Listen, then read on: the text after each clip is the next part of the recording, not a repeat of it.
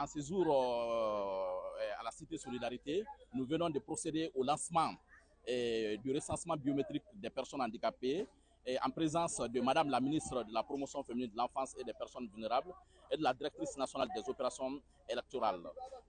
Au cours de ce lancement, nous en avons profité pour faire recenser, pour donner l'exemple pratique de 3 cas de handicap ici, notamment un aveugle, un lépreux, et une personne atteinte d'albinisme. Donc, avec ceci fait, les inquiétudes et les préoccupations chez les personnes handicapées ont été satisfaites.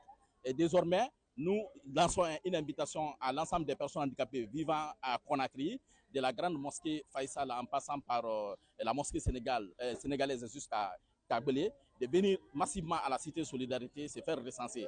Cette occasion est une occasion unique de figurer sur le registre d'état civil de la République de Guinée. Ce registre d'état civil qui doit être inclusif.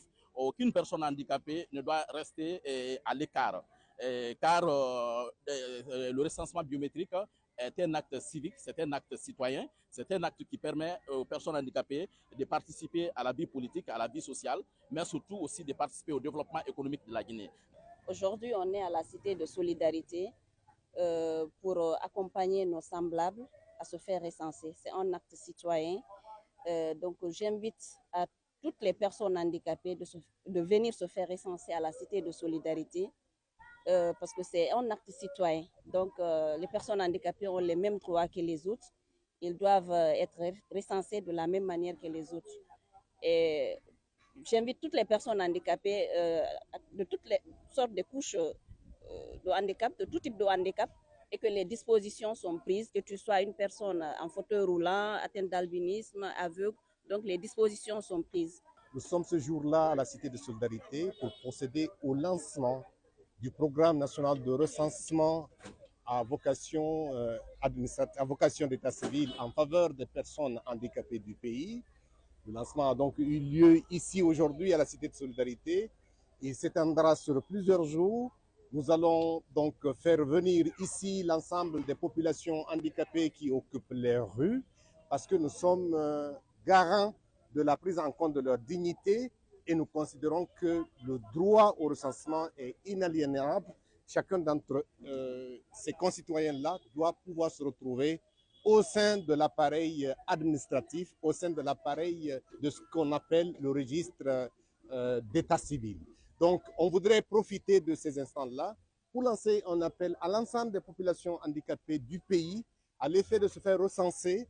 La Direction nationale des affaires politiques a pris l'engagement de rendre disponibles les kits partout où besoin se fera sentir, mais déjà, d'ores et déjà, ici à la Cité de Solidarité, Conakry, les 13 communes de Conakry, plus la commune urbaine de Koya et la commune urbaine de Breka, sont conviées à venir se faire recenser ici. Cela va se démultiplier un peu partout. Nous insisterons encore dessus. Le recensement, ce n'est pas uniquement pour faire plaisir à quelqu'un. Le recensement, c'est un droit, mais c'est d'ailleurs aussi une obligation. C'est important de se faire recenser parce que plusieurs avantages en découlent. Au-delà du fait que l'on va prendre part aux élections, au-delà du fait que l'on va voter, mais nous allons bénéficier d'un numéro d'identification unique qui nous permettra d'accéder à l'ensemble des services qu'un État peut offrir.